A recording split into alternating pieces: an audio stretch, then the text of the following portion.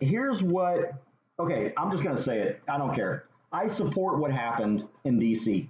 I do too. Okay, I support it. And I'll tell you why I support it. One, because it wasn't a coup. Two, because it wasn't a revolution. No. Three, because it wasn't a, what was the other word they were using? Coup, riot. Well, it was kind of a riot. I don't mind it being a riot if it's righteous. It was a grievance. When you're trying to take over the government. So, I mean, it wasn't sedition. So I support it because it wasn't. They used all the buzzwords. I mean, I support it because it sent a message. It sent a message. Every politician should be deathly afraid right now because you've got the left destroying things, and now you've got the right destroying things. Man, you said something good that's going to lead me to my comment. All right. And the issue that we have right now, and this is why nothing's going to happen. This is why nothing's going to get fixed, because instead of people like Arnold Schwarzenegger going around saying, you know what happened in DC was wrong. And look, people are entitled to that opinion. Okay, people are entitled to decide that there's never a reason to attack the government. Okay, great. Then we shouldn't be Americans. We wouldn't be here in this country if that shit didn't happen. Do you know what happened on January 6th is just a bigger version of what happened back in 1948 in Athens, Tennessee. It's just Yes. a bigger version of that. Much bigger. And you didn't see people talking about insurrection. That was the word I was looking for. Right, good job. Thanks. That's the word I was looking for. It wasn't an insurrection. That's why I support it. Right. People went in there, they made a statement, and they left. Yes. Okay. That's right. They were told to leave. They left. We showed the government that the people, if we have enough people that are fed up, we're coming into your house. Well, our house. They think it's their house, but it's our house. It's our house. And they say that to get a. Senator Eckhart, what purpose? To ask questions of the author. Do you yield? Of course, I'll yield. Thank you so much, Senator Hughes. This bill, I'm trying to unpack it to understand what we're really getting at, and one thing that concerns me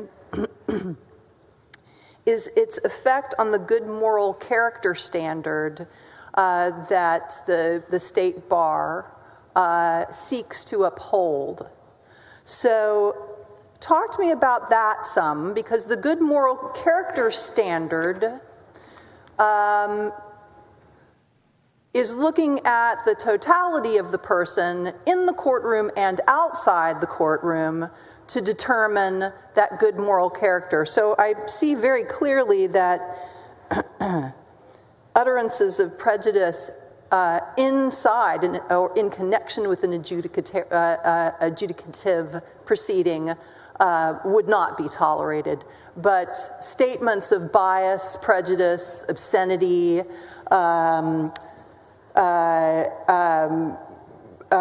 threat, that don't rise to the level of protected speech, or perhaps rise is the wrong word. If a lawyer or someone who has applied to the bar has a well-founded reputation for these statements of bias, threatening statements, obscenity, how is it that the good moral character standard could be upheld given your proposed law? Well, thank you, Senator. Great point.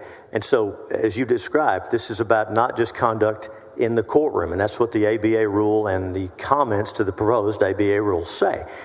And that's really the issue, because if we're talking about religious freedom,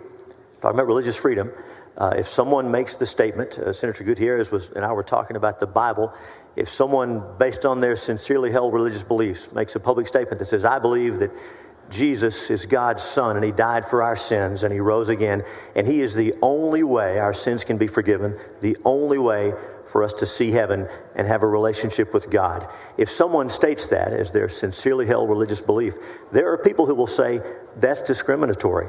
I don't believe that. That's narrow. That's you're saying there's only one way to heaven. That is discriminatory, or certainly could be perceived as discriminatory using the broad, open-ended language of this ABA proposed rule. That's one example, and it would apply to someone of the Muslim faith who made a statement, or any other faith. Again, as you know, we don't want the government in the business of deciding which religions are okay and which are not. I think we agree. That's the heart of the First Amendment. Since I am the only non-Christian member of this body and a lawyer, I am grateful that my religious affiliation is not held against me by my government. We both are. Or by my state bar. Yes, ma'am. But your bill also, on line 38 through 41, says that the state bar may not burden an applicant or state bar member's freedom of speech or expression that is protected by the United States or Texas Constitution, including speech regarding a sincerely held religious belief, a political ideology, or societal view, and of expressive conduct. Now, I recognize that it says that is protected by the United States or the Texas Constitution, but in fact, free speech has limits. So one can go out and say, I incite you to storm the Capitol, and that's not protected speech. Right. Fighting words, incitement to violence. What's the proverbial yelling fire in a crowded theater? Of course, you're right. Free speech is not absolute. But I would think that it would be taken into consideration with regard to good moral character by the bar if someone stepped up to that line but did not cross that line, saying, I think that the federal government is a piece of junk and we should try to thwart it in every way we possibly can, even though they are the law of the land. Shouldn't the state bar take that into consideration? It's protected speech, but should this person be admitted to the bar to practice in the federal courts? Well, that doesn't sound like a statement based on one's sincerely held religious belief, but I would say, as we all know, the right to criticize the government is definitely enshrined in the First Amendment, and I know we all know folks do it, and I'm sure if anybody looked at my social media at this moment, there would be no question about people's right to question and challenge and criticize the government, if that's what we're talking about. I'm talking about somebody who is not inciting violence, someone who's simply saying, I don't believe federal laws should be respected. I believe that only state laws should be respected. They certainly have a First Amendment right to say that, but yes. Should someone who is very clearly saying that a body of law should not be recognized, shouldn't good moral character standard of the state bar consider that, even though they have a protected right to say that under the Texas Constitution? Do we really want lawyers who are saying very plainly they will not respect federal laws? Well, Senator, it's a great question. As I read the bill and as I read the proposed ABA rule, that's not exactly what the bill's about. But I would say this, and I think we agree, even unpopular positions and unpopular speech are protected. And we were talking before about who a lawyer might represent. Someone who believes those things you're describing, I think we all agree they get representation. They get a lawyer in America. And so I think, especially on a topic like this, we want to err on the side of free speech. I agree with you, but it appears from the wording of the bill that I 100% agree with you that people's freedom of speech should be protected.